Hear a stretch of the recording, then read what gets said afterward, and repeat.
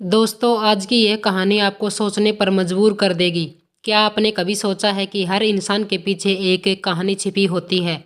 ऐसी कहानी जो हमें उसकी असलियत से अनजान रखती है। आज हम आपको रेलवे स्टेशन पर बैठे एक भिखारी की ऐसी कहानी सुनाएंगे जो साधारण नहीं बल्कि कुछ अलग ही है।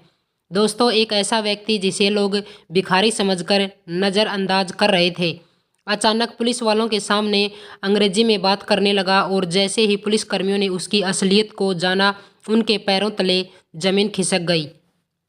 आखिर यह भिखारी कौन था जिसकी कहानी ने स्टेशन पर मौजूद हर किसी को हैरान कर दिया? तो चलिए जानते हैं इस कहानी की पूरी सच्चाई के बारे में। दोस्तों, वीडियो में आगे बढ़ने से पहले आपसे एक छोटा सा रिक्वेस्ट है, वीडियो को लाइक कर दीजिए और चैनल पर पहली बार आए हैं तो चैनल को सब्सक्राइब कर लीजिए। दोस्तों, ठंडी में सुबह सुबह एक शहर के रेलवे स्टेशन पर लोग अपने अपने सफ़र के इंतज़ार कर रहे थे। स्टेशन की हलचल के बीच एक साधारण सा दिखने वाला बूढ़ा भिखारी फटे पुराने कपड़ों में एक कोने में बैठा था। उसके चेहरे पर झुर्रियाँ और बाल सफ़ेद हो चुके थे, लेकिन उसकी आंखों में एक अजीब सी चमक थी। वह हर आने जाने वाले से कुछ सिक्के के लिए हाथ फैलाता, लेकिन लोग उसे नज़रअंदाज कर देते। उस बूढ़े आदमी को देखकर किसी को भी यह नहीं लगता था कि उसकी ज़िंदगी में कोई खास बात होगी। लोग उसे अनदेखा कर देते थे, कुछ लोग उनके हालत पर तरस आते। लेकिन उस दिन की सुबह सब कुछ बदलने वाला था। स्टेशन पर दो पुलिसकर्मी की ड्यूटी होती है। उनका ध्यान उस बूढ़े भिखारी पर गया जो अब भीख मांगने की कोशिश कर रहा था। उनमें से एक पुलिसकर्मी, जिसका नाम राकेश था, उसकी तरफ बढ़ा और कठोर आवाज़ में बोला, ए बूढ़े, यहाँ भीख मांगने की इजाज़त नहीं है, चल यहाँ से भाग। भिखारी ने धीमी आवाज़ में कहा, साहब मुझे चला नहीं जाता, बस थोड़ा बैठने दीजिए।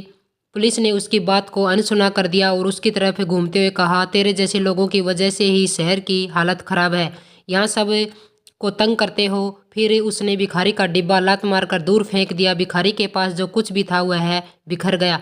लेकिन इस समय भिखारी ने कुछ ऐसा कहा, उसने उन पुलिसकर्मियों को चौंका दिया। उसने धीमी मगर स्टिक अंग्रेजी में कहा।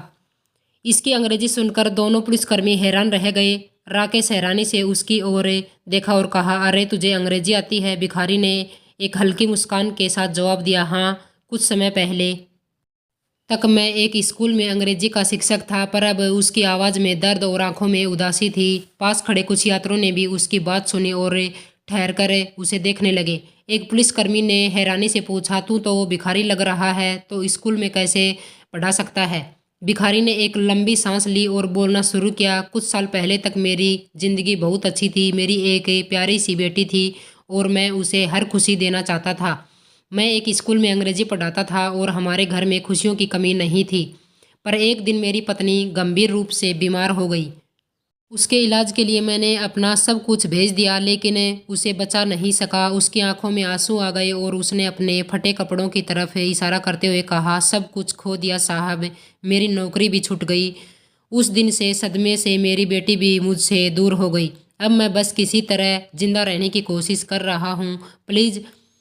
पुलिसकर्मियों के साथ खड़े लोग भी उसकी कहानी सुनकर भावुक हो गए। वहाँ खड़ा हर व्यक्ति उस बूढ़े आदमी की तरफ महसूस कर सकता था। उसकी बातें सबके दिलों को छू रही थी।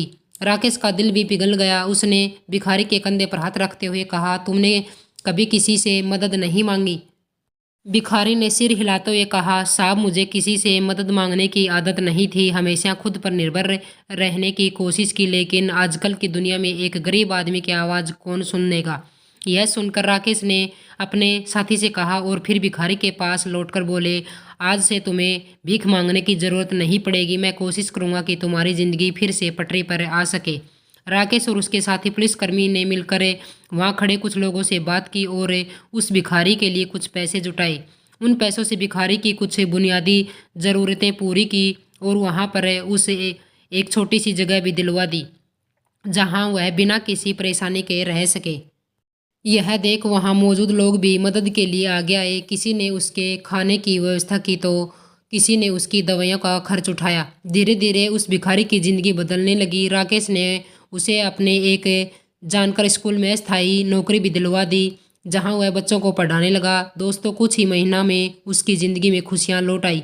एक साधारण से दिखने वाले भिखारी के रूप में वह वास्तव में एक काबिल और इज्जतदार इंसान था, जिसने अपनी कठिनाइयों का सामना किया था और फिर भी किसी का सहारा लेने से पहले खुद कोशिश की थी।